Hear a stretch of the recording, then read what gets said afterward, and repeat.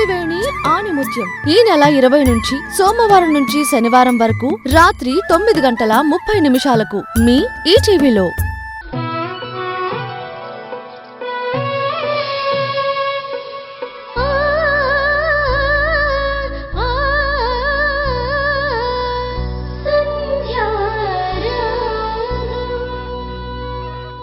ఆయన రాకుండా నాకు నిద్ర ఎలా పడుతుందే? శూర్పణఖ లాంటి మౌనిక నా భర్త పైన కన్నేసి ఏం బ్లాక్మెయిల్ చేస్తుందోనని తలుచుకుంటేనే నాకు భయం వేస్తుంది. నేను రాజేష్ విడిపోం కదా? వింధ్య, ఆ పరిస్థితి నేను అస్సలు రానివ్వనే. నేనుండగా నీకు రాజేష్ గారికి మధ్య ఎవ్వరూ రానివ్వను. నువ్వు ధైర్యంగా ఉంటేనే అత్తయ్య ధైర్యంగా ఉంటుంది. నువ్వు రాజేష్ గారు రానందుకు ఎంత బాధపడుతున్నావో, అక్కడ రాలేనందుకు రాజేష్ గారు కూడా అంతే బాధపడుతూ ఉంటారు కదా. ఈ ఒక్క రాత్రి వెయిట్ చేద్దాం.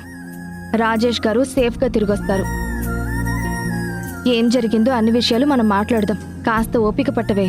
అలాగే సంధ్య, నీతో మాట్లాడితే కాస్త ధైర్యం వస్తుందని ఎవరితోనూ చెప్పుకోలేక నీకు ఫోన్ చేశాను. సరే, ప్రశాంతంగా పడుకో, ఎక్కువగా ఆలోచించుకో. Good night. Good night. చూడండి, ఇంతసేపు ధైర్యం చెప్పొచ్చాను, మళ్ళీ టెన్షన్ పడుతూ కాల్ చేసింది. భర్త ఏమయ్యాడో తెలియకపోతే ఏ ఆడపిల్లకైనా ఆ బాధ ఉంటుంది కదా. మౌనిక లాంటి అమ్మాయి తన భర్త వెనక పడుతుంటే పాపం వింధ్య ఎలా ప్రశాంతంగా ఉండగలుగుతుంది? అయినా రాజేష్ గారు ఎందుకు ఇలా చేస్తున్నారు? రాజేష్ గారు మౌనిక విషయంలో ఎక్కడ లాక్ అయి ఉంటారు? అదే నాకు కూడా అర్థం కావట్లేదు. ఇవన్నీ చూస్తూ ఉంటే రాజేష్ గారి వైపు నుంచి కూడా ఏదో పొరపాటు ఉందేమో అని అనిపిస్తుంది.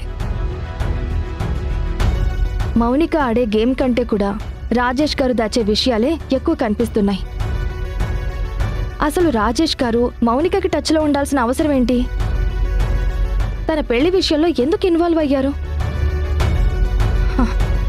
ఇలా ప్రతిదీ అనుమానాస్పదంగానే ఉందండి. ఏదో జరుగుతుంది. వాళ్ళు హ్యాపీగా ఉన్నారు అనుకుంటుంటే మళ్ళీ కొత్త సమస్యలు. వింధ్య గురించి తలుచుకుంటేనే నాకు బాధేస్తుంది. వింధ్యకి అన్యాయం జరిగితే నా ప్రాణం పోయినా ఊరుకోను. రాజేష్ గారు మౌనిక వల్ల ఏ సమస్యల్లో చిక్కుకున్నా నేను కాపాడుతాను. ఇంత రాత్రి వేళ రాజేష్ గారు ఇంటికి రాకుండా ఎక్కడున్నట్టు?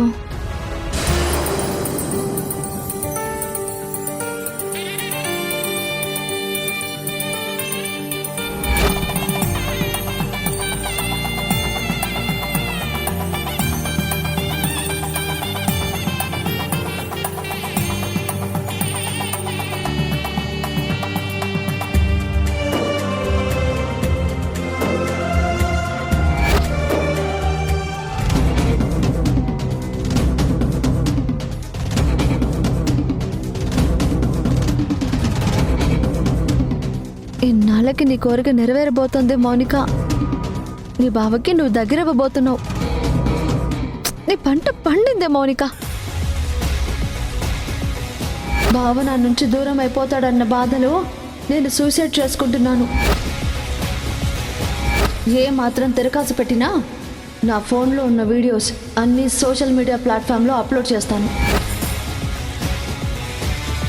అంగరంగ వైభవంగా పెళ్లి చేసుకుని నీ ఇంట్లో కుడికాలు పెట్టి అత్త, మా అమ్మ, మావయ్య నీతో కలిసి ఉండాలనుకుంటే చివరికి ఒంటరిగా ఎవరూ లేకుండా మన పెళ్లి జరిగింది. దీన్నంతటికీ కారణం ఆ వింధ్య. వింధ్య మన జీవితంలోకి రాకపోయి ఉంటే, నువ్వు ముందు నా మెళ్ళలోనే తాళి కట్టుంటే మన జీవితం ఇంకా ఎంతో అందంగా ఉండేది బావా.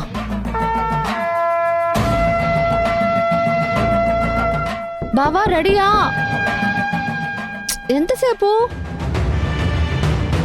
నాకు తెలిసి నీకు వింధ్య గుర్తుకొచ్చి నేనిచ్చిన బట్టల్ని నేలకేసి కొట్టుంటావు. నీ మనసేంటో నాకు తెలీదా బావా? ఇప్పుడు నేను చెప్పినట్టు వినకపోతే పోలీసులు ఇన్వాల్వ్ అవుతారు. నీ జీవితం రోడ్డు మీదకి వస్తుంది. లేదంటే నేను తీసిన వీడియోని అప్లోడ్ చేసేస్తాను. చేయమంటావా? వద్దు వద్దొద్దు. అయితే మర్యాదగా డ్రెస్ మార్చుకుని రెడీగా ఉండు. నేను వెళ్ళి పాల గ్లాస్తో వస్తాను. వినపడుతుందా? వినపడుతుంది వినపడుతుంది. సరే, మరి రెడీ అవుతున్నావా? అవుతున్నా 2 minutes. ఈ రోజు కోసం ఇన్ని సంవత్సరాలు వెయిట్ చేసిన దాన్ని 2 నిమిషాలు వెయిట్ చేయలేనా? త్వరగా వచ్చే బావా, నీకోసం వెయిటింగ్.